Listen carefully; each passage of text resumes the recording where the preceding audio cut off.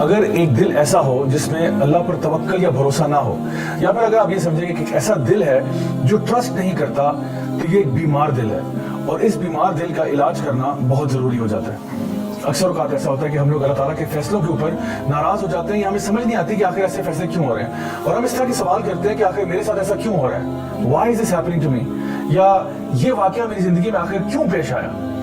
اللہ سبحانہ تعالیٰ اپنے نیک بندوں کے بارے میں ارشاد فرماتے ہیں کہ الا ان اولیاء اللہ لا خوف علیہم ولا هم يحزنون، کہ یقیناً جو اللہ کے ولی ہوتے ہیں، جو اللہ کے دوست ہوتے ہیں، نہ تو ان کو خوف ہوتا ہے اور نہ ان کو غم ہوتا ہے، یعنی نہ تو وہ فیوچر کے بارے میں خوف زدہ ہوتے ہیں، کیونکہ ظاہری بات ہے جب انسان فیوچر کے بارے میں سوچتا ہے تو اس کو خوف پیدا ہو سکتا ہے کہ مجھے فلاں چیز، میرا بزنس کامیاب نہیں ہوگا، یا مجھے بیماری لگ جائے گی، یا فلاں چیز مجھے کاٹ جائے گی، مطلب یہ اس قسم کے خوف جو فیوچر کے ہوتے ہیں وہ انسان کی زندگی میں آ جاتے ہیں۔ اور پھر ایسا بھی ممکن ہے کہ ایک انسان جو ہے اپنے پاسٹ کے بارے میں غم کرنا شروع کر دے کہ ہائے کاش اگر میں نے یوں کر لیا ہوتا، کاش میں نے ایسا کر لیا ہوتا۔ تو اللہ سبحانہ تعالیٰ فرماتے ہیں کہ جو میرے ولی ہیں وہ نہ تو فیوچر کے بارے میں ڈرتے ہیں اور نہ ہی پاسٹ کے بارے میں غم کرتے ہیں، کیونکہ وہ پورا کا پورا ٹرسٹ جو ہے وہ اللہ سبحانہ تعالیٰ کی ذات پر کرتے ہیں کہ جو ہوگا انشاءاللہ اللہ تعالیٰ کی مرضی کے مطابق ہوگا، اور میں اللہ کی مرضی سے راضی ہوں۔ اللہ سبحانہ تعالیٰ سورہ توبہ میں ارشاد فرماتے ہیں کہ قُل لَن يُصِيبَنَا إِلَّا مَا كَتَبَ اللَّهُ لَنَا هُوَ مَوْلَانَا، کہ یقیناً کچھ بھی تمہاری زندگی میں نہیں ہوگا سوائے کہ وہ پہلے سے لکھ دیا گیا، اور اللہ تمہارا مولا ہے، اور مومنین جو ہے وہ پھر اللہ پر ہی توکل کرتے ہیں۔ تو یہ کتنی پاورفل آیت ہے قرآن مجید میں کہ جہاں پہ ہمیں یہ بتایا جا رہا ہے کہ جو کچھ ہوگا وہ اللہ کی مرضی کے مطابق ہوگا، اور یقیناً اللہ کی مرضی ہماری مرضی سے بہت بہتر ہے۔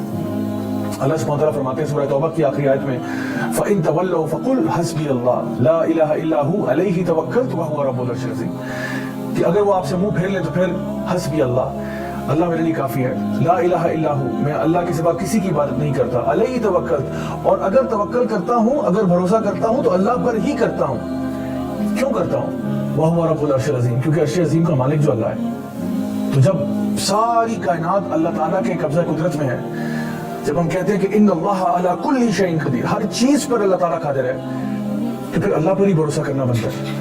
انسان جب یہ سوچتا ہے کہ میرا رب جو ہے وہ ہر چیز پر قادر ہے، پھر انسان اللہ کو یہ نہیں بتاتا کہ میرے پرابلمز کتنے بڑے ہیں، انسان اپنے پرابلمز کو بتاتا ہے کہ میرا رب کتنا بڑا ہے۔ اللہ سبحانہ تعالیٰ فرماتے ہیں سورہ فرقان میں وَتَوَكَّلْ عَلَى الْحَيِّ الَّذِي لَا يَمُوتُ، کہ توکل اس ذات پر ہم کرتے ہیں جس کو موت نہیں آتی۔ سبحان اللہ، یعنی اگر آپ نے کسی پر بھروسہ کرنا ہے، اگر آپ نے کسی پر ٹرسٹ کرنا ہے، تو کیوں نہ اس پر ٹرسٹ کیا جائے، اس پر بھروسہ کیا جائے جو ہمیشہ رہنے والا ہے، الحی ہے، القیوم ہے، لا يموت، اور اس کو موت نہیں آتی۔ اسی طرح سے سورہ طلاق سورہ نمبر 65 آیت نمبر 2 اور 3 میں اگر آپ دیکھیں تو اللہ سبحانہ تعالیٰ فرماتے ہیں کہ وَمَن يَتَّقِ اللَّهَ يَجْعَل لَّهُ مَخْرَجًا وَيَرْزُقْهُ مِنْ حَيْثُ لَا يَحْتَسِبُ وَمَن يَتَوَكَّلْ عَلَى اللَّهِ فَهُوَ حَسْبُهُ، کہ جو شخص بھی اللہ کا تقویٰ اختیار کرے گا اللہ تعالیٰ اس کو ہر مصیبت سے باہر نکالے گا، اور پھر اس کو رزق دے گا وہاں سے جہاں سے اس نے سوچا بھی نہیں ہوگا۔ اور جو لوگ اللہ تعالیٰ پر توکل کر لیتے ہیں اللہ ان کے لیے کافی ہو جاتا ہے۔ مائی ڈیئر برادرز اینڈ سسٹرز، تھوڑی دیر کے لیے ذرا سوچئے کہ اگر ہم اللہ پر بھروسہ کریں تو اللہ تعالیٰ کہتے ہیں میں تمہارے لیے کافی ہو جاتا ہوں۔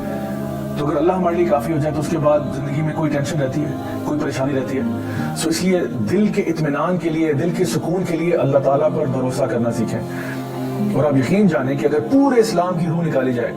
جیسے کہ سورہ زاریات میں اللہ تعالیٰ فرماتے ہیں وَمَا خَلَقْتُ الْجِنَّ وَالْإِنسَ إِلَّا لِيَعْبُدُونَ، کہ میں نے جنوں کو اور انسانوں کو کسی مقصد کے لیے پیدا نہیں کیا سوائے اس کے کہ وہ اللہ کی بندگی کریں۔ تو اللہ کی بندگی کا مطلب یہ بھی ہے کہ اللہ تعالیٰ کو اپنا رب مان کے، رب جان کے اللہ پر بھروسہ کیا جائے۔ زندگی میں جو کچھ ہوگا انشاءاللہ الرحمن اللہ تعالیٰ کی مرضی کے مطابق ہوگا۔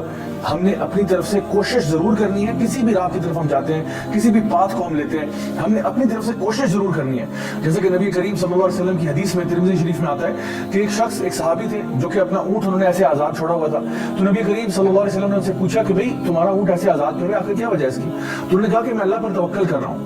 تو آپ صلی اللہ علیہ وسلم نے فرمایا کہ نہیں، توکل یہ نہیں ہے، توکل یہ کہ پہلے اپنے اونٹ کو باندھ لو، اس کے بعد اللہ تعالیٰ پر بھروسہ کرنا۔ So my dear brothers and sisters, ہمارے لیے ضروری یہ ہے کہ ہم جب بھی کوئی کام زندگی میں کرنے جاتے ہیں اپنی طرف سے حق حلال کا کام کریں، پوری کوشش کریں، پوری محنت کریں۔ اگر ہو گیا الحمدللہ، اگر نہیں ہوتا تب بھی ثم الحمدللہ، کیونکہ جو کچھ بھی ہوگا اب اللہ کی مرضی کے مطابق ہوگا، اور جب ہمیں یہ بات سمجھ میں آ جائے گی تو پھر ہم لوگ خوش ہو جائیں گے۔